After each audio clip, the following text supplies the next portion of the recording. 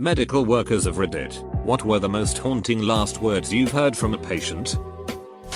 It wasn't words. But the most haunting death was a patient who was DNR. Through her and her family's wishes. She was losing her battle. And her family wasn't there. She was getting frantic and looking around and half sitting up in bed. And a nurse with more experience than me took her hand and calmly said, "It's okay. You are not alone. We're right here with you. It's okay to leave." The patient immediately calmed, put her head back on the pillow and died. I knew I wanted to be that nurse when I grew up. How the hell did she know just what to do and say? I've never forgotten it. When I was a senior resident, a young man, late 20s, was admitted for pneumonia. He got worse quickly and I was called to his room to help while on call that night.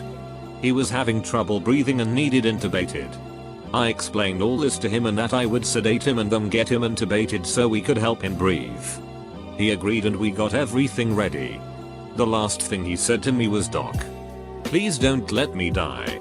I told him I would do my very best. I got him intubated and transferred to the ICU. A few weeks later I was on call covering the ICU and he was barely hanging on. I knew he would not make it through the night. He went into VFID several times and I was able to bring him back. But only briefly. He was just too sick and he died shortly after that. It was horrible talking to his mother and girlfriend and comforting them, knowing the last words he ever spoke were to me saying, "Please don't let me die." I was visiting my grandpa and had to leave town and go back to medical school. And I told him I loved him and would see him later. He told me he loved me too. But no, I won't. He was right. He died a week later of pneumonia. AWW. My great grandma told us something similar to this. We went to Mexico for her birthday. When we were saying our goodbyes, she told us the next time we'd be in town would be when she was 6 feet under. She was right. Not the very last words. But I had a patient in her early 20s who was severely thrombocytopenic and bleeding profusely for days ask me if she was going to make it. I had to look her in the eyes and tell her there is a good chance she wouldn't. I thought she would bust into tears, but no. She just kind of sat back and accepted it. I think she already knew. She died shortly after I got off shift. I'm an intern at a home for patients with Alzheimer and have only been there for a few weeks. The first patient to pass during my internship said, "Who am I?" For some reason it saddens me deeply and I can't seem to let it go. Not a medical worker. But when I was 14, my friends and I were joking around before our 7th period theater class. My one friend, who was always a big boof, was playing along with a joke that he and another classmate were breaking up and said, "This relationship is over." Then spun around and fell to the floor for dramatic effect. Except it wasn't for dramatic effect. Because he actually suffered heart failure and died instantly from an unknown condition, acute myocarditis. None of us realized it and laughed along. I even picked up his glasses from the floor and put them on to tease him about how blind he was. When I tried to give him his glasses back, I was struck by how discolored his face was. And then blood began to pour from his mouth. That's when the screaming started. Absolutely ducked me as a 14-year-old to realize we could all just drop dead at any moment. It's not words that haunt me. It's the last few agonal breaths. Gasping and gurgling. Before they are gone. I still remember the first patient I lost as we stood by as per patient family request. Haunting. Not a medical worker. But my friend's husband was dying from cancer. He'd done lots of chemo and one surgery and overall his prognoses looked really good. He'd gone through another surgery. And he was due to be released from the hospital a couple days after this story takes place. My friend had been with him and was going back home to sleep for the night. Just before she left his room, he said, "I'm going to miss you, my love," and obviously she thinks nothing of it. Saying, "I'll miss you too. I'll be back in the morning." Couple hours later he was gone.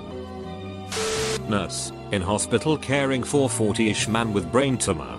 Coming in and out of consciousness. Not to be resuscitated. His 16-year-old daughter was crying non-stop for 12 hours. His wife, who had been given a few months to prepare herself, was calm and focused on her husband. I had to routinely check his level of consciousness, which involved talking to him in a loud voice, responds to auditory stimulation, which I did not like to do. So I asked his wife to do the loud voice part, so the voice he would hear would be hers, not mine. And she did so without hesitation. The only response we observed with her vocalization was that this by now profoundly unconscious patient took her hand to his lips and kissed it. He stopped breathing very soon after that. I am haunted, but not in a bad way. A teenage girl who was having an asthma attack while she was at someone's house she wasn't supposed to be at. My mom's gonna heal me : she died at the hospital.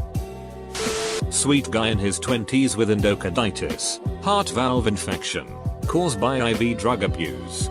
I was prepping him for his third open heart surgery when he sat up, looked me in the eye, and said, "I'm going to die.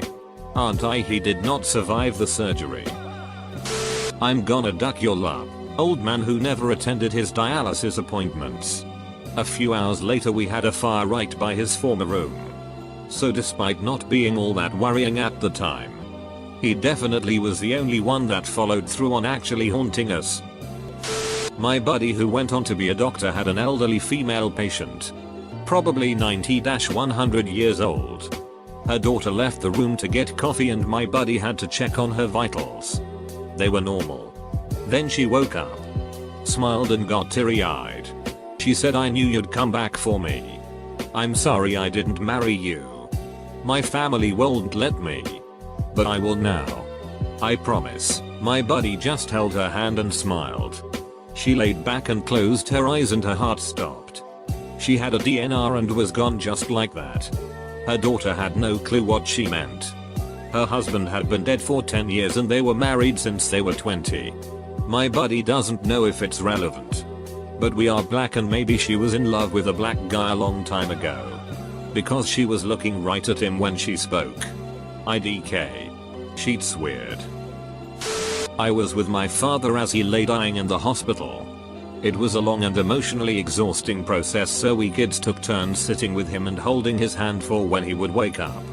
He was in and out of lucidity, but just before he went he opened his eyes, gripped my hand hard, looked me in the eye and said, "I don't like that guy in the black suit sitting over in the corner." My blood ran cold and I quickly looked over my shoulder and there was an empty chair there. I don't know if he was remembering some incident from his past, hallucinating, or if he saw someone more sinister. I didn't mention it to my siblings for years and even since then they don't like to talk about it. I was about 5 or 6 when my grandfather was on his deathbed. The last thing he did was put his hand on my shoulder and said, "No wonder you never liked my spicy food." And then he passed about 10 seconds later. We were all super confused. About 3 months later I almost died from suffocation after eating some salsa. At the hospital I was diagnosed with a capsaicin allergy, spicy food. To this day it still creeps me out. No one knew I was allergic before then. And I didn't show any signs either.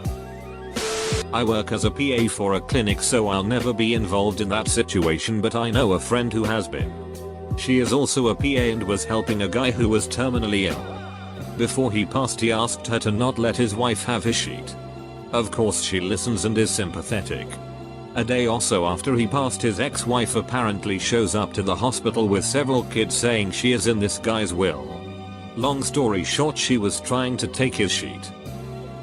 Less haunting and more just sad because of how young he was and how he was unaware of his final moments. "Mommy, why are you crying?" Wasn't his last words, but last words he said to me. I am an EMT, and we had a frequent patient, almost once a week. He was a huge big dig, but towards the end he turned into a sweet and appreciative man. We were in his house, which what ended up being out last day there. He knew it. I didn't. He said, "Can I just have a beer before we leave for the hospital?" I didn't let him have it. I should have. Not my patient but a friend of mine.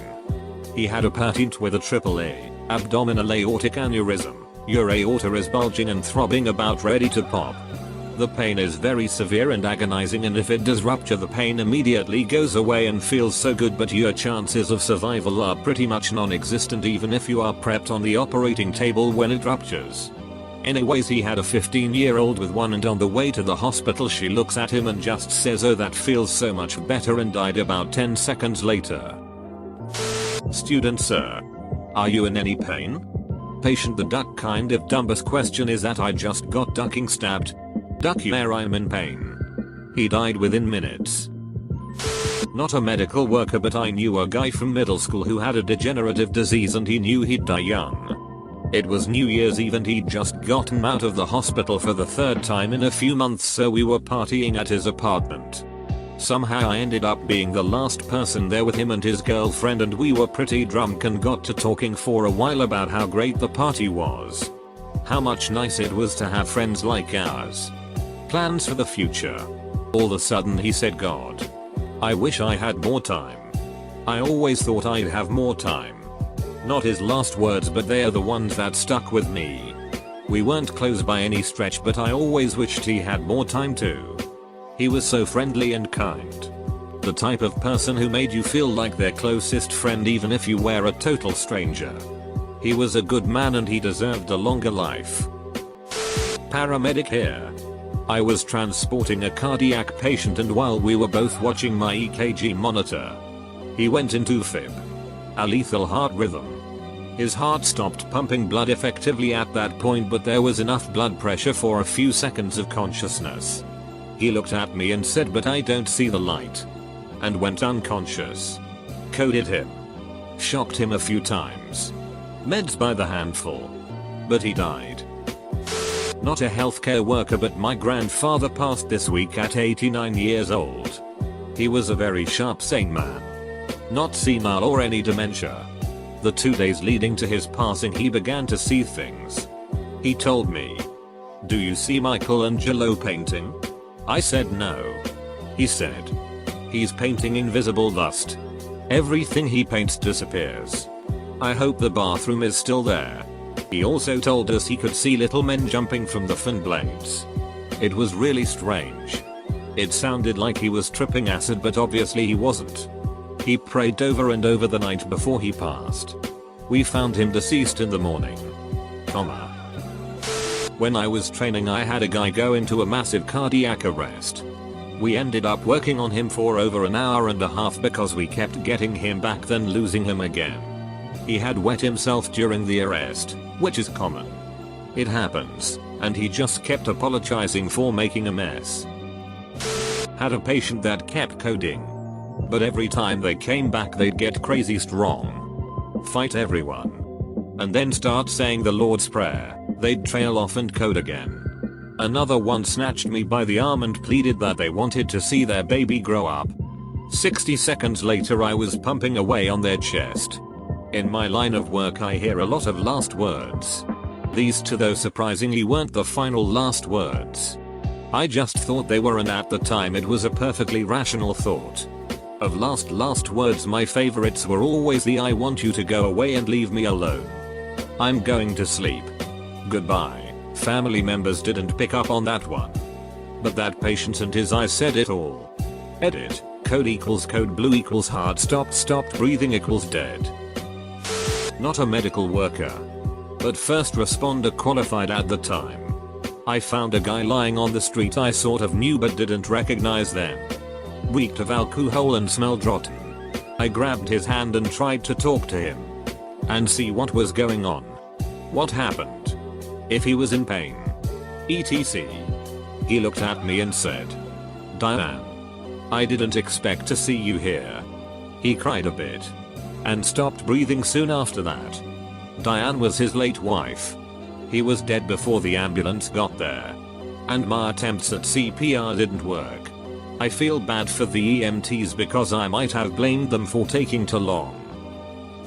Might get buried. I was taking care of this guy with stage 4 cancer who had altered mental status. No cancer in the brain on imaging. Couldn't find out what was wrong. Was getting worse. Made comfort care.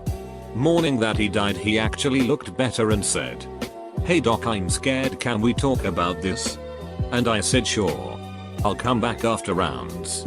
My plan was to come back after lunch to talk with him. On my way down to get food, my pager goes off saying that the patient had died. He was scared of dying. He wanted someone to talk to. He died terrified. Really my only regret of my career so far. Not me, but my auntie likes to tell this story a lot. She was with a patient and they got told, nicely, that they had 2 weeks left to live. The patient looked to my auntie and then said the date, the 12th of October. It was July, and my auntie was very confused of why he said that. Anyway, he passed about a week later. My auntie put that date in her calendar. Highly encouraged. Expecting that nothing would happen, but then on the 12th of October, a patient came in with a severe illness and said, "Other patient's name has said you've been expecting me to this day." This freaks me out, and I DK what happened or how this happened, but I'm freaking scared to death that we're in fact living as a simulation. Don't let my mom come in. I don't want she to see me crying. She was 16. I wasn't prepared for that. Got broke like glass. About 12 years ago we got some really bad news. My brother, who had an undiagnosed autoimmune disorder, took the news really bad. He got really sick and the next day he passed away. His last words were, "It's broken, it's broken." My little brother was with him and he said, "It's okay, I fixed it." Then he fell asleep and died. I think he was talking about his heart. I truly believed he died of a broken heart. It haunts me every day. Multi-gunshot wound in the trauma bay that had lost a lot of blood that we took back for an emergent slab. Girl was in her mid-20s and before we took her she just kept asking me over and over again for her mom. She died early on the next morning.